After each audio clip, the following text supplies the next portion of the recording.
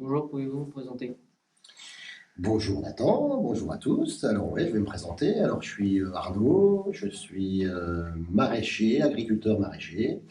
J'ai 4 enfants et j'ai participé à l'émission koh que vous connaissez tous, il y a maintenant un peu plus d'un an. Voilà, qu'est-ce que je fais de ma vie? Je suis donc agriculteur, donc je cultive la terre, je cultive les légumes, j'ai également des poules pondeuses. Et avoir 4 enfants, vous devez savoir aussi ce que c'est, ça prend du temps. Donc voilà, je suis bien occupé dans ma vie. Qu'est-ce que vous aimez le plus dans votre métier? Alors, ce que j'aime dans mon métier, j'aime mon métier en général, parce que, alors du coup, à savoir que j'étais ambulancier pendant une dizaine d'années.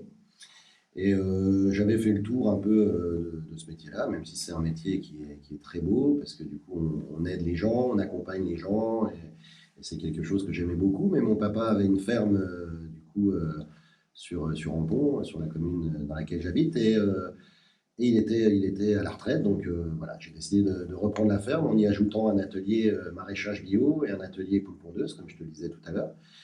Et du coup, ce que j'aime moi dans mon métier, c'est pouvoir être à l'air libre, pouvoir être dans la nature, occuper mon temps de la façon que j'ai envie, parce que je suis aussi du coup mon propre patron maintenant.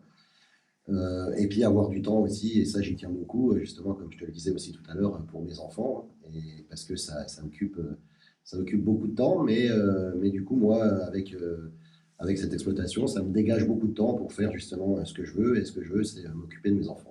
Que faites-vous en dehors de votre métier, sport, passion? Alors, j'ai fait du foot moi-même pendant entre 20 et 25 ans. J'ai eu un accident de voiture il y a une dizaine d'années. J'ai été gravement blessé. J'ai eu les 2 jambes cassées, les 2 bras cassés et compagnie. Les médecins disaient que je ne rejouerais plus jamais au foot, mais bon, j'ai fait preuve de courage et finalement, j'ai rejoué au foot après pendant 2 ou 3 ans. Mais mon corps m'a vite rappelé à l'ordre et du coup, voilà, j'ai quand même arrêté le foot. Et je me suis dit, encore une fois, hein, je vais parler souvent de ça, mais je me suis dit que si je voulais justement encore pouvoir taper un peu le ballon avec les enfants, il fallait que je prenne un peu soin de mon corps. Donc c'est ce que j'ai fait, c'est pour ça que j'ai arrêté. Bon, j'ai repris un peu de sport quand même malgré tout, parce que je fais du badminton maintenant. Et j'entraîne maintenant mon grand, Maillet, qui a 12 ans, au foot à Château-Salin, qui est actuellement moins de 13. On est une équipe entre 20 et 25 gamins et on est 4 papas à s'occuper de cette équipe de foot. Donc on fait 2 entraînements par semaine et puis il y a un match le week-end.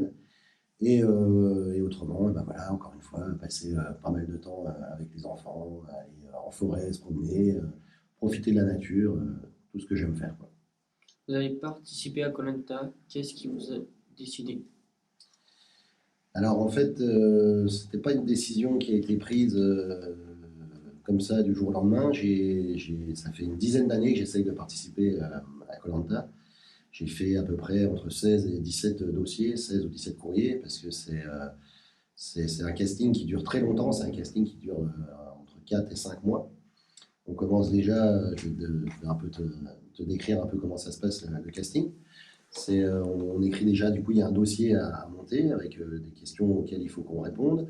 Et il y a des photos renvoyées, une cinquantaine de photos. Et voilà, il faut essayer de se distinguer avec ça. Et puis là, en temps de Covid, du coup,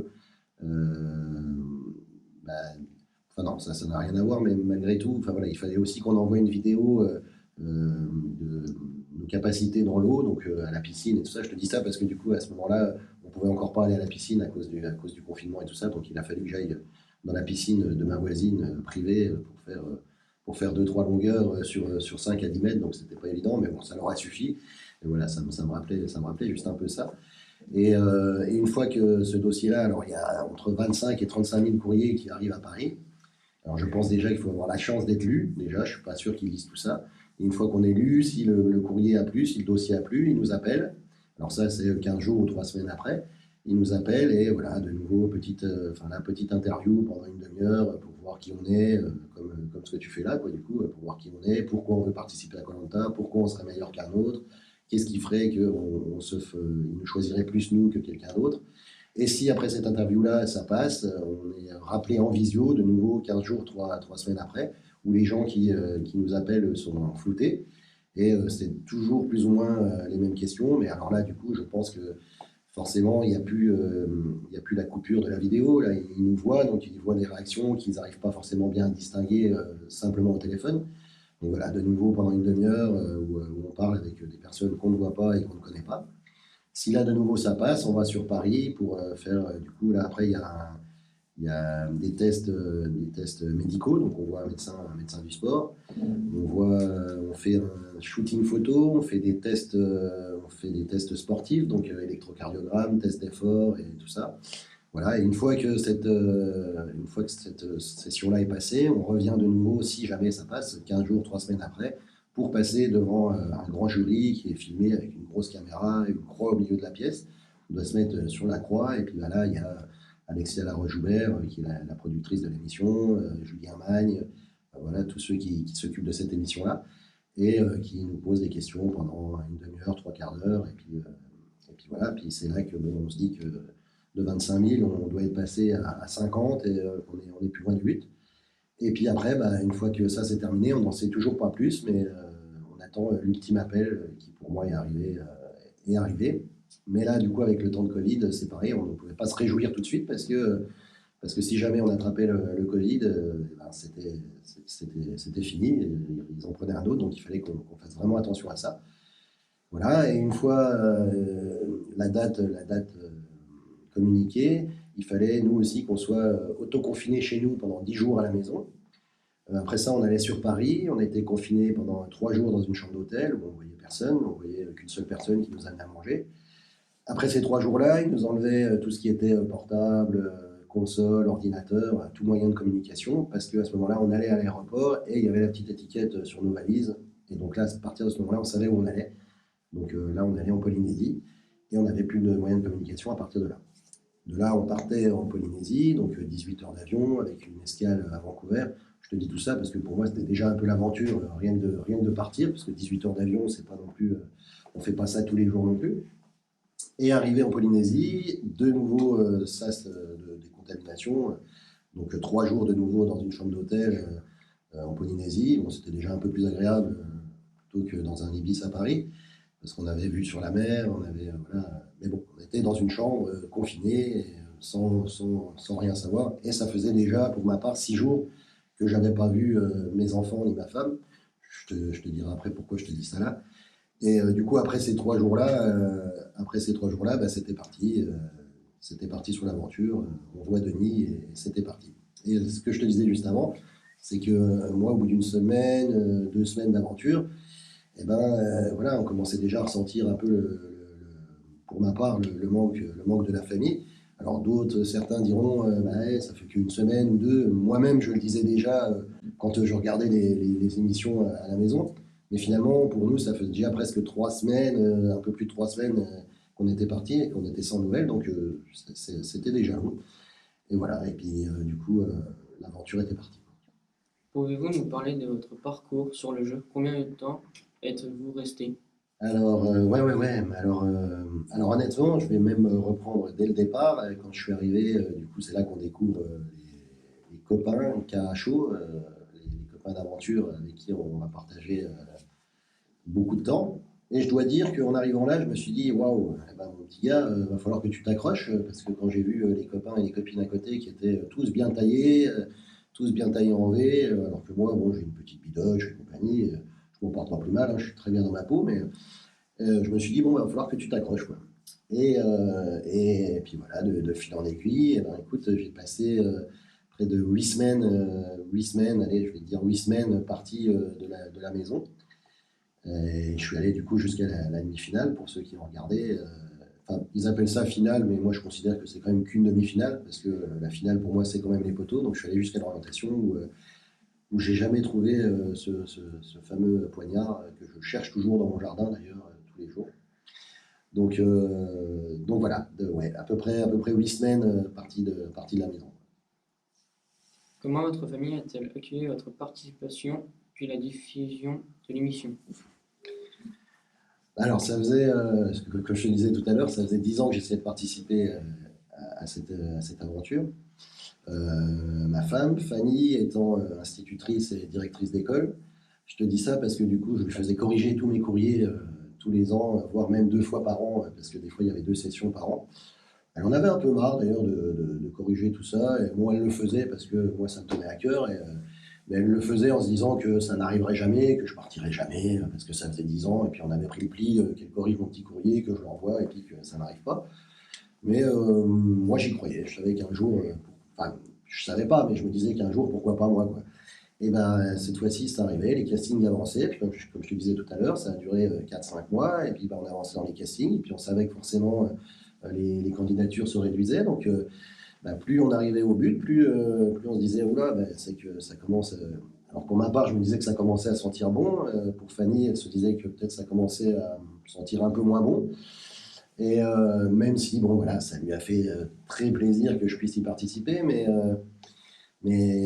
c'est dur aussi. Et je sais que cette aventure-là, je la dois aussi, du coup, à Fanny, à ma femme, parce que du coup, rester à la maison avec 4 enfants pendant 8 semaines, c'est seul, c'est pas rien.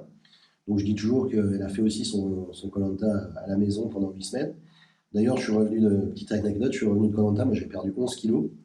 Et quand je suis revenu, ma femme en avait perdu presque autant. Alors c'était voulu, c'était pas parce que j'étais parti, mais elle en a profité pour faire un petit régime. Pour la petite anecdote aussi, elle s'était dit lors de questions que quand je revienne, j'ai perdu du poids et qu'il soit encore plus beau que moi. Elle voulait être belle pour moi aussi, peut-être quand je revenais de koh. Donc même si je la trouvais très belle avant, bien entendu, hein, et du coup, ouais, voilà, elle avait perdu aussi 10 kilos quand j'étais revenu de cette aventure. Et c'est sûr que, alors en plus, oui, à ce moment-là, parce que du coup, l'aventure est tournée, nous, elle a été tournée en septembre, octobre, et elle est passée seulement l'année d'après, en mars, je crois, si je ne me trompe pas. Du coup, je ne sais plus ce que je voulais te dire. Mais enfin voilà, ouais, c'était compliqué. Ah oui, c'est ça. Je voulais te dire aussi qu'à ce moment-là, en septembre-octobre de l'année 2020, eh bien, vous étiez confinés ici sur le continent. Et nous, ça, on ne savait pas du tout. On était dans notre petite bulle en Polynésie. Et du coup, bah, Fanny, là, ma femme, était vraiment toute seule à la maison avec les 4 enfants confinés. Donc, c'était pas évident pour elle non plus. Donc, c'était quand on s'est retrouvés, je me rappellerai toujours de ces retrouvailles à la gare quand j'ai revu mes 4 loulous et ma femme. C'était assez émouvant. Je me rappelle aussi d'une petite anecdote où mon tout petit avait à peine 3 ans. Et voilà, ça c'est encore une autre anecdote. Mais il y a plein d'anecdotes qui me viennent en tête, hein, tu vois. Mais bon, ce que je veux dire par là, c'est qu'à la sortie, dès qu'il m'a vu à la sortie du train jusqu'à la sortie de la gare, il criait yes, yes, yes dans toute la gare. Donc c'était vraiment top. Et pour la petite anecdote aussi, un truc qui m'a frappé, c'est que il avait les cheveux encore longs, il avait ses cheveux longs de bébé, Axel, et pendant que j'étais parti, Fanny lui avait coupé les cheveux tout court, et quand je suis revenu, j'ai presque fondu en larmes de pas trop l'avoir reconnu, parce que 8 semaines, finalement, à l'âge-là, ça change vite, et avec en plus les cheveux coupés, je lui dis, mais qu'est-ce que tu lui as fait à mon fils?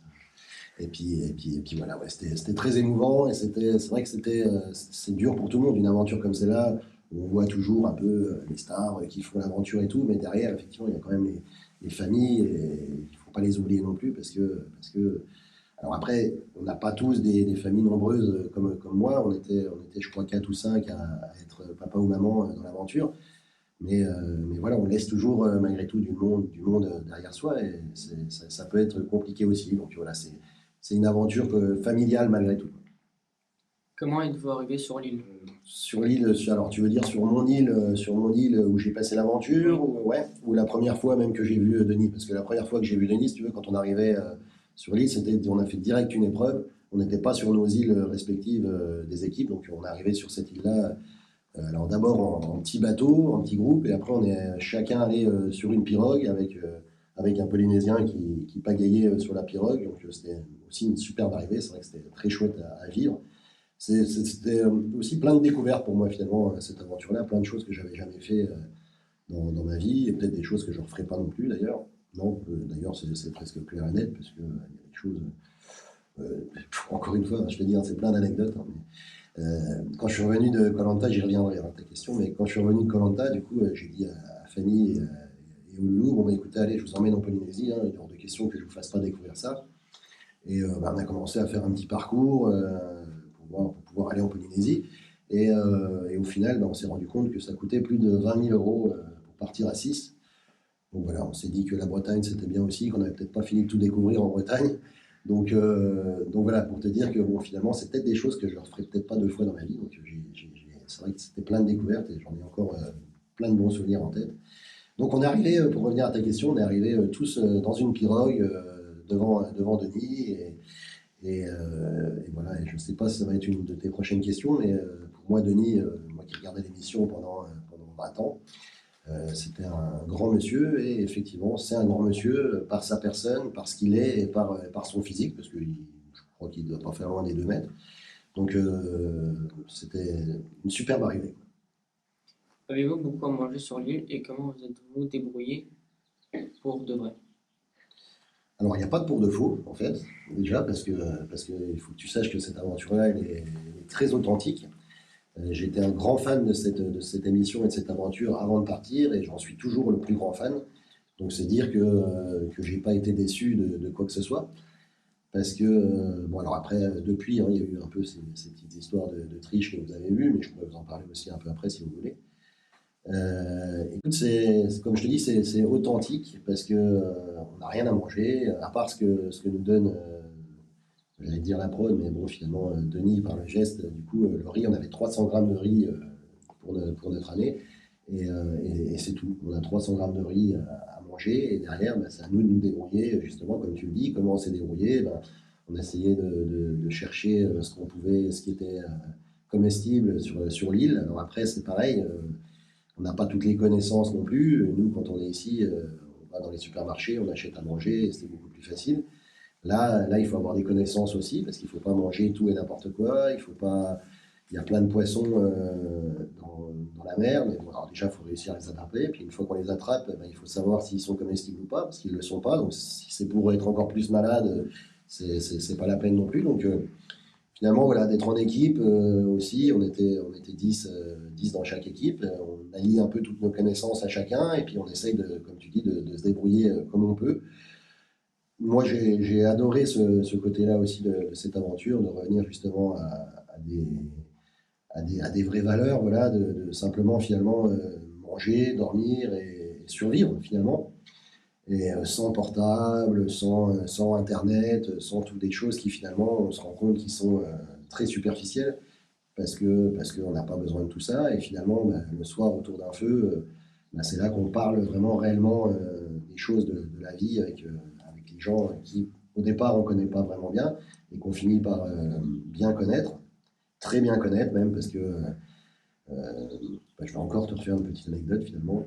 Quand je suis revenu, du coup, je disais, quand je suis revenu de Koh Lanta, Fanny m'a dit, bon, alors, enfin, voilà, tout s'est bien passé, raconte-moi ton aventure et tout ça. Puis bah, je lui ai dit que j'avais fait des rencontres, notamment Jonathan, qui était mon acolyte de l'aventure. Et puis au fil de la discussion, Fanny me disait, ouais, bon, bah, alors après, bah, voilà, enfin, c'est vrai que enfin, ça va pas être les potes de ta vie non plus, quoi.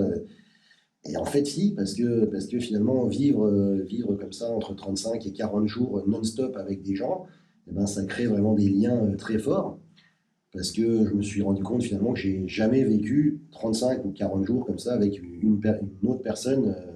Même ma femme, je vis jamais non-stop avec elle. Alors que là, par exemple, Jonathan, je vais te parler de Jonathan parce que c'est vraiment avec lui que j'allais pêcher, qu'on allait chercher des cocos. Donc il n'y avait peut-être pas forcément une minute de l'aventure où moi je ne l'apercevais pas. Donc ça crée vraiment des liens très très forts. Voilà, je te dis ça parce que c'est vrai que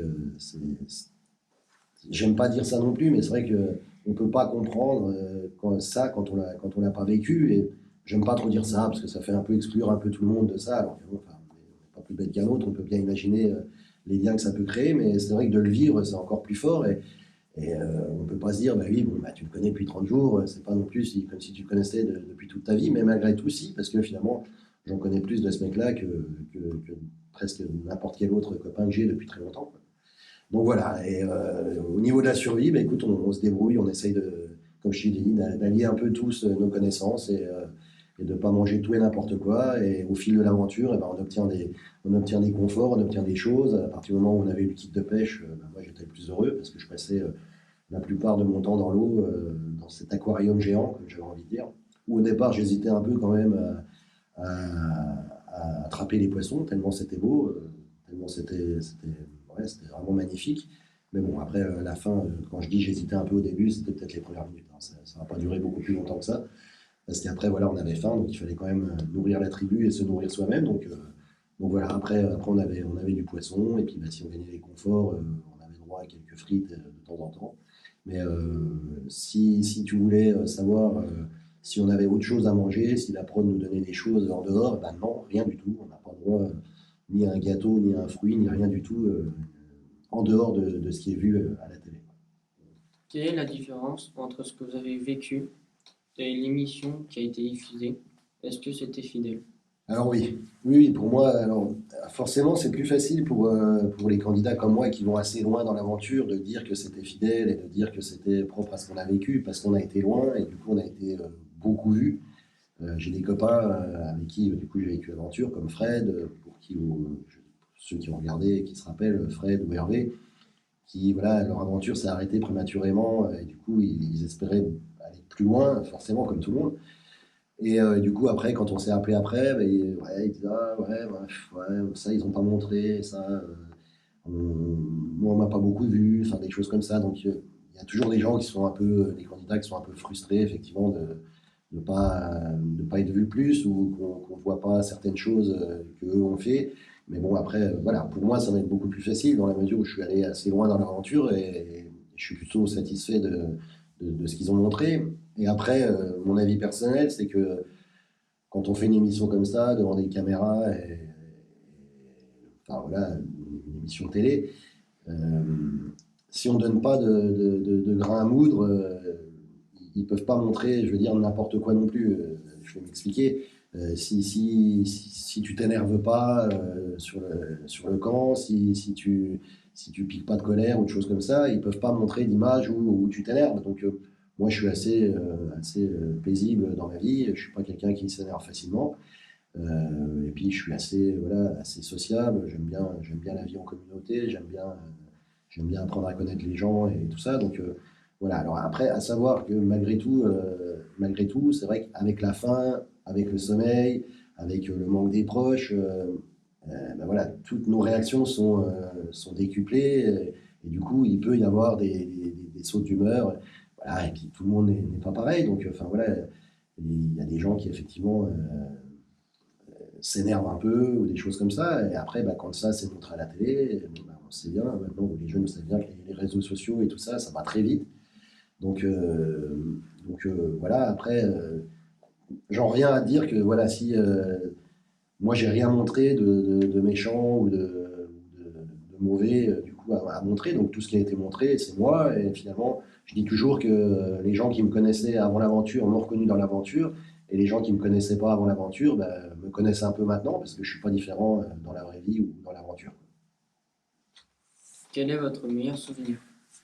Alors, mon meilleur souvenir, c'est un tout. Moi, rien que d'avoir fait l'aventure, c'est déjà un gros souvenir et c'est comme je disais, presque un rêve qui s'est réalisé. Et c'est quand même déjà pas forcément donné à tout le monde de pouvoir réaliser ses rêves. Voilà, j'en ai un, hein, mis à part le fait d'avoir mes enfants et tout ça. Enfin, voilà, ça, c'était déjà mes premiers rêves, et ils étaient déjà réalisés. Donc, voilà.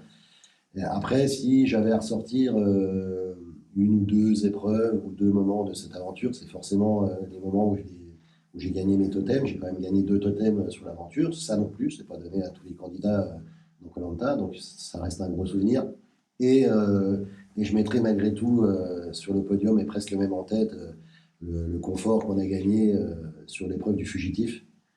Pour ceux qui se rappellent aussi, c'est quand mon coéquipier Gabin était devant et que nous, on était en groupe derrière, tous attachés, et qu'on devait aller rattraper le concurrent de l'équipe adverse devant. Et le confort, c'était aller sur l'île de Taha, là où était né Théora. Et Théora, qui pour moi était un des candidats, et toujours d'ailleurs un des candidats emblématiques de cette émission et de cette aventure. Donc ouais, c'était un vrai kiff de pouvoir aller chez lui, voir là où il avait grandi, et puis voir un peu les choses de la Polynésie qu'on ne connaît pas. Donc, alors, on a découvert son père et tout ça. C'était vraiment un super moment, quoi. Quel est votre pire souvenir? Alors, mon pire souvenir, je pense que j'en ai pas finalement. J'ai pas de pire souvenir non plus parce que tout ça, ça reste génial. C'était une aventure vraiment géniale. Après, je suis un compétiteur quand même. Comme je t'ai dit, j'ai fait du foot pendant 20 ans, 20 à 25 ans. J'entraîne encore les gamins maintenant. Et je reste un compétiteur dans l'âme. Et du coup, quand l'aventure s'arrête à l'orientation, voilà, il y a quelque chose qui se termine. Et du coup, alors même si je n'aurais pas rêvé mieux que ça, finalement, d'aller aussi loin, voilà, de fil en aiguille, les jours passent et les candidats s'en vont et c'est pas moi. Et c'est très bien comme ça. Et du coup, arrivé à l'orientation, un peu déçu de ne pas avoir trouvé ce poignard, alors que, en plus, enfin, je sais plus trop, mais il me semble que je dois être celui qui a trouvé le plus de balises, le plus d'endroits sur les candidats. Après, je peux m'en vouloir qu'à moi. Et c'est ce qui me va bien aussi, parce que du coup, voilà, je me dis, bon, ben voilà, j'en veux à personne, personne ne m'a viré, je garderai mon flambeau allumé tant qu'il ne me rappelle pas. Donc mon flambeau reste allumé malgré tout, et je peux m'en vouloir qu'à moi-même. Donc voilà, mais bon, déçu de ne pas être à l'eau. Est-ce que certaines choses diffusées vous, vous ont embêté? Si oui, lesquelles?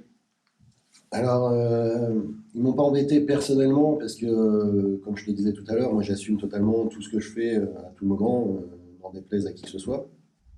Après, comme je te disais, et puis je vous disais aussi tout à l'heure, les réseaux sociaux ont une telle force, autant positive que négative, que la première semaine, pour ceux qui ont regardé, je ne sais pas si vous vous rappelez, mais j'avais commencé à essayer d'aller chercher à manger et je m'étais attaqué à une murène.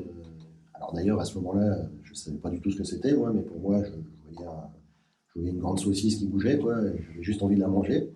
Donc, et puis sur les raies aussi, bon, alors pareil, hein, pour moi, alors à savoir aussi, et puis j'y reviendrai, mais à savoir avant de commencer l'aventure, on a quand même, euh, comment je vais te dire ça, on nous donne quand même des choses qu'on n'a pas le droit de manger, des choses qu'on n'a pas le droit d'attaquer, les espèces qui sont protégées. Donc tout ça, on est un peu au courant avant d'arriver sur le camp. Donc voilà, je savais pertinemment que cette raie-là, la raie Pastenac, c'était une raie Pastenac, n'était pas protégée et qu'on pouvait la chasser et la manger, contrairement aux raies manta, qui sont des raies qui sont beaucoup plus grandes et qui, elles, sont protégées en Polynésie. Donc, pour te dire tout ça, c'est que voilà, quand j'étais là-haut, il n'y avait aucun souci, on ne se pose aucune question. Voilà, quand j'avais même pêché, et puis je reviendrai encore, désolé, mais j'ai des souvenirs qui me reviennent à chaque fois. J'avais même pêché, on n'avait pas de kit de pêche à l'époque sur le camp rouge, et j'avais réussi à rattraper un poisson qui était en bord de mer avec la machette. On l'a pas vu, ça, je crois, dans l'émission, mais. Et du coup, c'est un poisson, moi je l'avais eu à la machette, hein, je ne fais pas de dessin. Et quand je l'ai pris, en fait, le poisson, il avait gonflé. Bon, il gonflait, en fait, c'était son mode de protection. Il gonflait et il avait des pics sur le corps, quoi. Mais bon, voilà, quand on a faim, moi notamment, je me foutais de savoir comment il se défendait ou quoi que ce soit, donc j'avais juste envie de le manger. Et c'est là que c'est bien aussi d'être en groupe, parce que les autres m'ont dit, alors Arnaud, attends, on sait pas, calme-toi, même si on a faim, voilà, il ne faut pas faire tout et n'importe quoi. Et moi, j'étais plutôt en mode, mais allez, faisons du steak de poisson, ce sera très bien, on ouvre tout ça et puis on verra bien. Et au final, non, ils ont eu raison. J'ai fini par appeler le médecin parce qu'on a on a un petit téléphone, enfin un petit kit où il y a un petit talkie-walkie dedans où on peut appeler à tout moment le médecin au cas où il arrive quoi que ce soit et au cas où on aurait des questions. Donc c'est chose que j'ai faite et du coup parce que du coup il est scellé le téléphone, donc j'ai décellé le téléphone et puis j'ai appelé le médecin en lui expliquant voilà, j'ai attrapé un poisson, ceci, cela. Voilà, c'était pas le plus grand des connaisseurs en espèce de poisson non plus, donc il s'est vite renseigné et il m'a fait comprendre que voilà que si je voulais continuer l'aventure, je faisais comme je voulais, je pouvais manger le poisson si je voulais, mais que je risquais de ne pas continuer l'aventure. Donc voilà, mon choix était vite fait malgré tout, j'ai pris sur moi et bon, le poisson, malgré tout, était mort. On a fait des appâts pour attraper d'autres crabes et d'autres choses, hein, à savoir, voilà, il n'est pas mort pour rien non plus, ce pauvre poisson. Mais ouais, donc il faut faire vraiment attention à ce qu'on mange et à ce qu'on attrape malgré tout. Et voilà, et j'en reviens du coup sur l'image qu'on peut avoir. Ça a fait beaucoup de peine à ma femme la première semaine quand on voyait sur Twitter et sur Instagram et compagnie que j'étais le tueur d'animaux et compagnie, alors que bon, voilà, moi j'ai 70 poules à la maison, j'ai 2 chiens à la maison, j'ai un chat, et je fais de mal à personne, ni aux chiens, ni à personne, et je ne suis pas du tout comme ça, et ma femme le savait très bien, et de voir qu'il y avait des choses un peu comme ça qui circulaient sur Internet et sur les réseaux, eh ben, ça peut faire du mal, ça peut faire du mal, ça peut détruire des gens qui pourraient être un peu fragiles, et des gens qui, comme moi, pas forcément, n'assument pas ce qu'ils font, parce que moi, je l'assumais totalement. Je savais très bien ce que j'avais fait, je savais très bien que j'ai pas fait de mal, je sais très bien qu'on est dans une émission où c'est de la survie et que voilà, on est quand même dirigé et malgré tout guidé avec les choses qu'on a à faire ou qu'on n'a pas le droit de faire. Donc, moi, personnellement, ça m'a pas fait tant de mal que ça m'a pas heurté du tout. Les premiers jours et la première semaine, un peu plus pour ma famille, quoi. Quelle est la question qu'on vous pose le plus souvent? Alors, il y a plusieurs questions qu'on me pose, qu'on me pose assez souvent. S'il y en a une qui pourrait ressortir, c'est quand est-ce que vous refaites un nouveau koh. Ça, on me le demande souvent. Et on me demande souvent aussi, est-ce que c'est réel? Est-ce que vraiment on vous donne pas à manger? Et quand je leur dis que j'ai perdu 11 kilos en 6-7 semaines, bon, bah, voilà, on s'aperçoit quand même que c'est réel. Mais la question qui revient assez souvent, c'est quand même quand est-ce qu'on vous revoit dans un koh. Et donc, Eh ben, écoute, comme je dis toujours, moi, ma valise est prête à la maison. Si on m'appelle, je repars demain matin. Mais là, je fais un peu le malin parce que ma femme n'est pas là, mais ce serait quand même une décision à prendre avec ma femme. Et je suis pas sûr qu'elle me laisse repartir aussitôt après être venue. Mais d'ici quelques années, pourquoi pas. Après, avoir mon physique aussi à ce moment-là, parce que bon, après, je suis pas très âgé, mais bon, comme je te disais tout à l'heure, j'ai eu un accident de voiture et je sais que mon corps voilà, a des limites. Donc, il ne faudrait pas qu'ils attendent que j'ai 50 ans. est-ce que vous avez changé après l'émission? Écoute, ça, la question-là, encore une fois, il aurait fallu la poser à quelqu'un qui me connaît bien. Moi, je pense pas avoir changé. Je suis pas allé. Il y a beaucoup de gens il y a beaucoup de candidats, beaucoup de copains KHO qui disent, ah bah voilà, il y avait le avant koh, le après koh. Alors effectivement, il y a un avant koh et un après koh, parce que je serais pas là aujourd'hui si j'avais pas fait koh. Il y a plein de choses comme ça qui arrivent euh, depuis koh qui seraient jamais arrivées si je l'avais pas fait. Mais moi, personnellement, j'étais rien allé chercher dans cette émission, si ce n'est que de vivre un rêve que j'ai vécu. Du coup, non, ça n'a pas changé littéralement mon fond intérieur. Après, ma vie a un peu changé effectivement dans ce que je fais parce qu'on a forcément des portes qui s'ouvrent quand on fait ce genre d'émission. Donc, je pense pas avoir changé personnellement. Et bah, quel personnage préférez-vous, le Arnaud koh ou le Arnaud Maraîcher? Alors écoute, sur ces deux choix-là, je pense que je vais pas te prendre un de ces deux choix-là. Je vais te dire que celui que je préfère, c'est le Arnaud, père de famille et mari. Celui-là, je l'aime beaucoup. Oui, t'as Vous en quelqu'un avez qui- parlé tout à l'heure. Que pensez-vous de la triche à la saison après vous? Alors, ce que j'en pense, c'est que tricher, c'est pas bien entendu. Tricher, c'est pas bien, mais après, voilà, je leur pardonne pas non plus ce qu'ils ont fait, même si d'ailleurs ils se foutent de savoir s'ils en pardonnent ou pas, mais je peux les comprendre parce qu'on est des fois justement dans un état de telle faiblesse, on a tellement faim, on a tellement froid les nuits, on dort tellement mal parce qu'on dort par terre que bon bah voilà, c'est des candidats qui avaient déjà fait koh plusieurs fois, c'est effectivement des légendes et c'est pas parce qu'ils ont fait ça, enfin moi à mes yeux, ils resteront malgré tout des légendes. Mais bon voilà, ils ont eu un petit moment de faiblesse et à force de refaire cette émission-là une fois, deux fois, trois fois, quatre fois, ils commencent peut-être à connaître un peu les rouages de l'émission, les rouages du tournage et bah, ça leur a permis d'avoir accès à la nourriture alors qu'ils n'auraient pas dû y toucher. Ce que je peux te dire, c'est que nous, il n'y a vraiment eu aucune triche dans notre saison et qu'on ne se serait pas permis, ne serait-ce que de penser à pouvoir tricher, parce que comme moi, on était beaucoup comme moi à vivre un rêve et à vivre quelque chose, et on n'avait pas envie que ça s'arrête, parce qu'on n'avait rien envie de risquer, quoi. Donc, d'essayer d'aller chercher de la nourriture en trichant, jamais on y a même pensé, quoi. Gardez-vous des contacts avec les autres candidats? Alors ouais, je garde des contacts avec certains candidats, mais après voilà, on est 20 au départ, et le casting est ainsi fait en fait sur ce genre d'émission. Alors il n'y a rien qui est écrit, il n'y a pas de scénario qui est écrit à l'avance où on nous dit il faudra dire ça, il faudra faire ceci, il faudra être... Rien du tout, mais pardon, le casting de départ est tellement bien fait que du coup ils prennent toujours, enfin voilà, vous n'êtes pas censé, vous n'êtes pas aveugle non plus, il y a toujours un black, il y a toujours un rebeu, il y a toujours un homo, il y a toujours voilà, un petit gros, comme moi, il y a toujours, enfin voilà, il y en a de tous et puis il y en a aussi qui s'énervent plus vite que d'autres, il y en a qui sont plus zen. Et du coup, le scénario se fait pendant l'émission et à force d'avoir faim et d'être fatigué, comme je te le disais tout à l'heure, et ben forcément, ça amène à des clashs. Alors, après, c'est là qu'on voit aussi les vraies personnes avec qui on peut s'entendre et avec qui on peut pas s'entendre. Donc, moi, j'ai gardé certains contacts. Alors c'est pareil, forcément, quand on passe beaucoup plus de temps avec des gens, on lit des liens beaucoup plus forts. Donc moi, je suis resté bien avec les quatre finalistes avec qui j'étais, Max, Laure, Jonathan et Lulu. Après, j'ai d'autres contacts qui reviennent après par la suite. Par exemple, Aurélien, qui était le chef de l'équipe jaune, que je considérais un peu comme un but de sa personne, chose qu'il était d'ailleurs. Mais je me suis rendu compte après, dans la vraie vie, que voilà, c'était un mec, je pense que c'était le mec le plus intelligent de nous 20, malgré tout.